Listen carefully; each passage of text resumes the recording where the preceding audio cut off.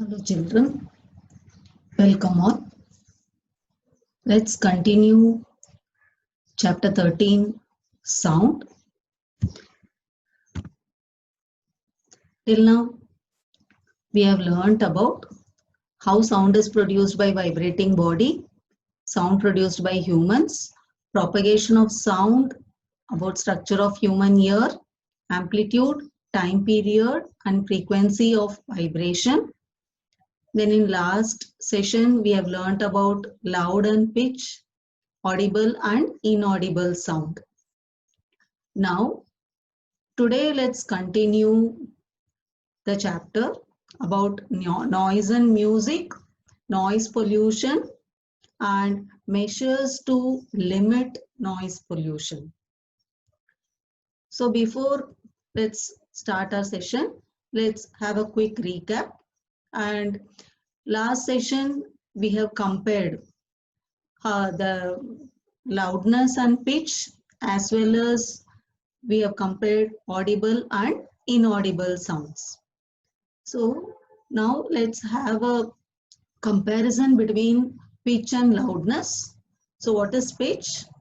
The pitch or loudness, that pitch, it depends upon the sound frequency of sound, and loudness of a sound, it depends upon the amplitude of sound wave. So for sound, this amplitude and frequency are two important properties. So pitch depends upon frequency of sound and loudness depends upon amplitude of sound. And pitch of the sound help us to recognize whether the sound is shriller or flatter, and loudness of a sound help us to recognize whether the sound is loud or feeble. And in pitch, if you see that it has a shorter wavelength and have high frequency, if you see that graph, and if high frequency of a sound leads to shriller sound, and low frequency, it leads to flatter sound. The same way, if amplitude is small, it leads to feeble sound. If the amplitude is more, it leads to loud sound. And then we have learnt about audible sound and inaudible sound. Audible sound means the sound which we can hear. It has frequency between 20 Hertz to 20,000 Hertz. That is, in 1 second, if it is, the frequency is 20 Hertz, and till 20,000 Hertz, we can hear the 20,000 vibration, we can hear the sound. That sound is called as audible sound.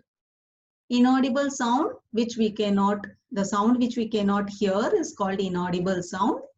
The frequency of sound which is less than 20 Hertz and more than 20,000 Hertz, we cannot hear. What do you mean by 20 Hertz? If for 1 second, the frequency, the vibration will be less than 20. Or for 1 second, the vibration will be more than 20,000 vibration. So those sound which we cannot hear are called inaudible sound. And the sound whose frequency is more than 20,000 Hertz is called as ultrasonic sound. The same way, the sound whose frequencies are less than 20 Hertz is called as infrasound. Some animals like dogs, they can hear ultrasonic sound, and even bats, they produce ultrasonic sound. And inaudible sound, again, you can see it is divided into two types, ultrasound and infrasound. What do you mean by infrasound? The frequency of sound is less than 20 Hertz is called, that is below 20 Hertz is called infrasound. The sound whose frequency is more than 20,000 Hertz is called ultrasound. So both ultrasound and infrasound we cannot hear. So these two types of sound, we call that as inaudible sound. And now if you see the comparison between inaudible sound and ultrasound. Inaudible sound, so we know that sound having frequency below 20 hertz is called infrasound, and the sound whose frequency above 20,000 hertz, 20,000 can be written as 20 kilohertz, or is called ultrasound. And infrasound we cannot hear. Even ultrasound also cannot be heard by human being. And animals like giraffe, rhinos, whales, they use infrasound to communicate. And for coming to ultrasound, bats, dogs and cats, they use ultrasound to communicate. And infrasound waves, they use to treat myopia in kids, that is short-sightedness. And ultrasound can be used for various purposes, such as identifying any abnormalities, or if it is there in the human body, or by calculating distances underwater through sonar. So in submarine, to find out any object present under the water is by used, they detect by ultrasound. So this way we have compared infrasound and ultrasound. Now let's continue about noise and music. We hear different types of sound around us, isn't it? Is the sound, whatever we hear, always pleasing? Do you like all type of sound? Does sound sometimes cause irritation or discomfort to us, isn't it?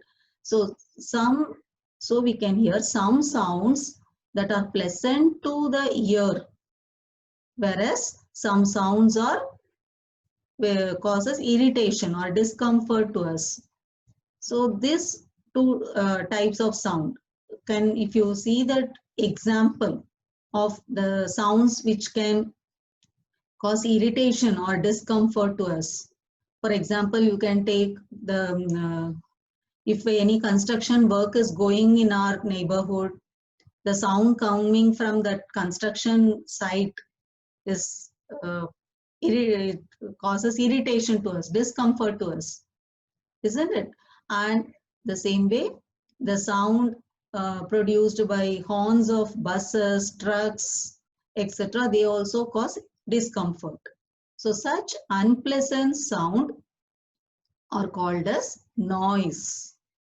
So sound which are unpleasant, which cause discomfort or irritation to us, is called as noise.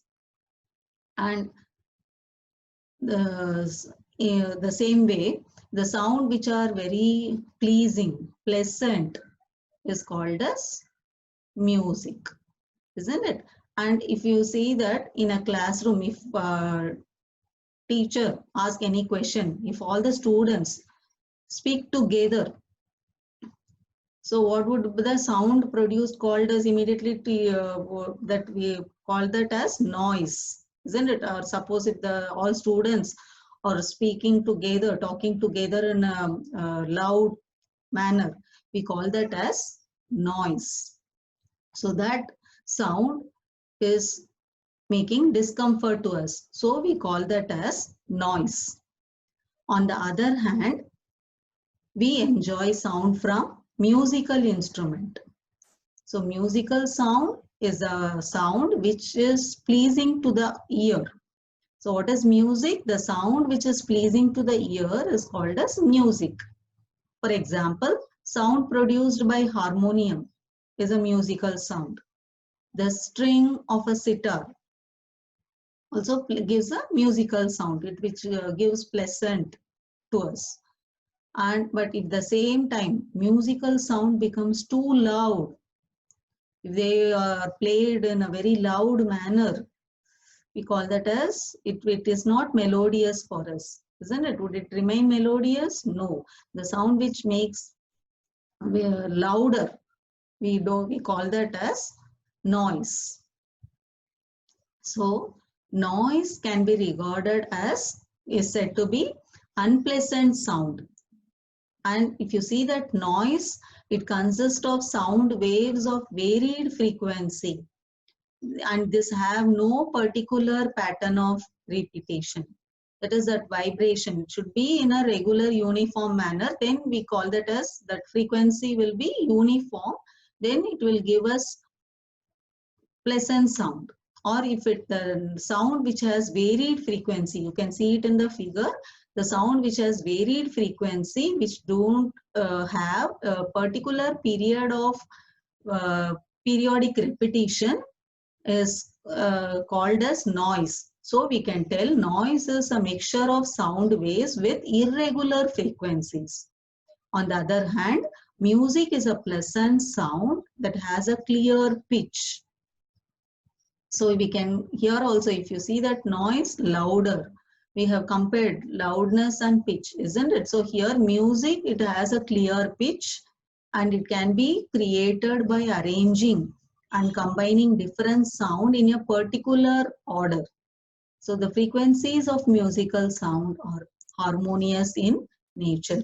We can compare in orchestra, we can have different types of musical instrument which produces different sound, but if they are played in a particular order, then it will be very melodious to us. So that frequency of music, that is why frequency of musical sound are harmonious in nature. So if you we can tell noise pollution. Now coming to next topic, noise pollution. Pollution, unwanted, isn't it? If we have learned what is air pollution. What is air pollution? Presence of unwanted gases, particles which are present in air which cause harm to us. This is called as air pollution. Similarly, presence of excessive or unwanted sound in the environment is called as noise pollution. So what is noise pollution? Presence of excessive or unwanted sound in the environment is called as noise pollution. And sources of noise pollution. From where do we get these different kinds of noise? From where it arises? Sources of noise pollution. Can you list some sources of noise pollution? Yes, major causes of noise pollution are especially sounds of vehicles, isn't it? Sounds of vehicles and explosions, including, you can call that bursting of crackers, some sounds of machines, loudspeakers, etc. These are the main sources, major sources of noise pollution. And if you see at home level, can you tell what sources in the home may lead to noise? You can see television and transistor or radio, which are played at a high volume. Some kitchen appliances like mixer grinder, which are when it is used, it produces noise. And desert coolers, air conditions, these are all at home level which produce noise pollution. So we have learned from where sources, and now let us learn about harms of noise pollution. Noise pollution, it is very harmful for us. Presence of excessive noise in the surrounding, it leads to many health related problems such as lack of sleep. If you are continuously exposed to noise, will not have enough sleep. We cannot sleep. So lack of sleep, hypertension, that is high blood pressure, or blood pressure will increase. High blood pressure, anxiety, and many more health disorders may be caused due to noise pollution.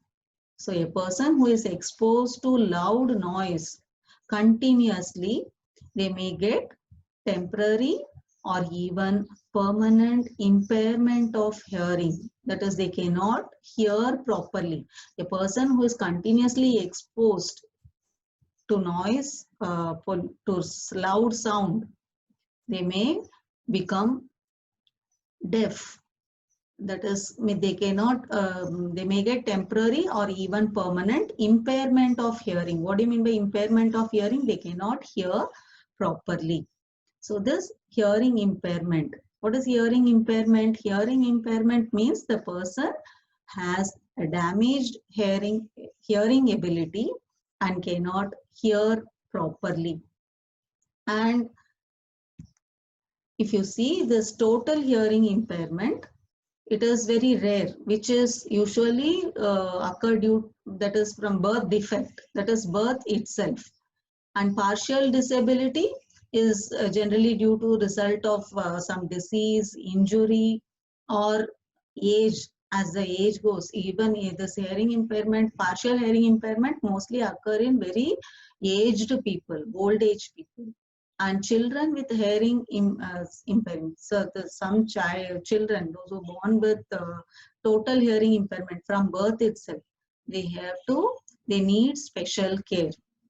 So by learning sign language, they can communicate effectively. Because if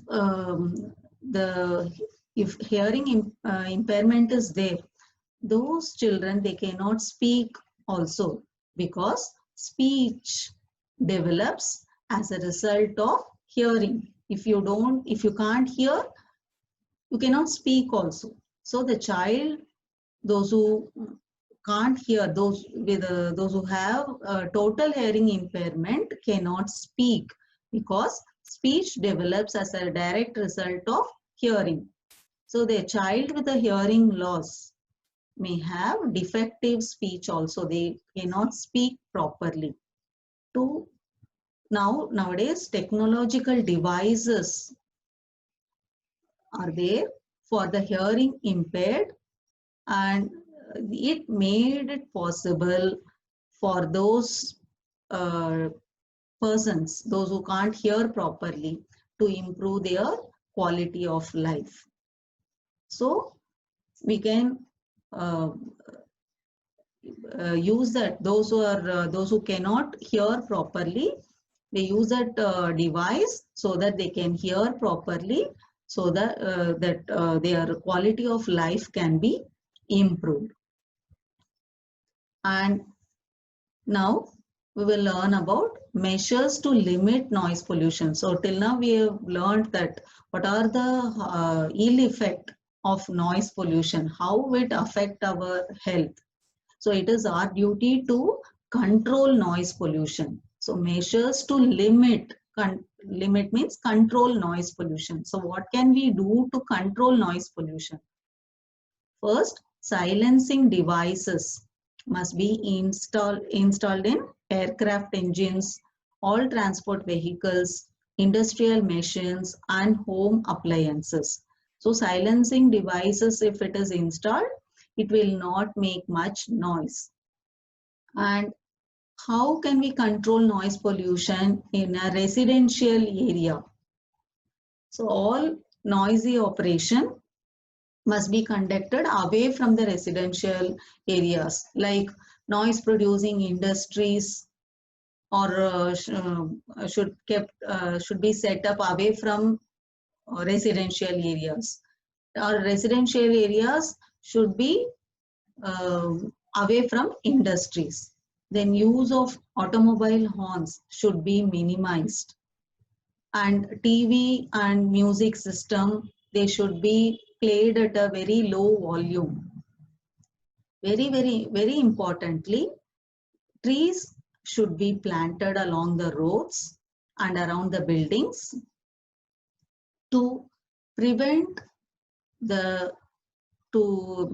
stop the sound that reaching the residents, because trees, they are the sound absorbers.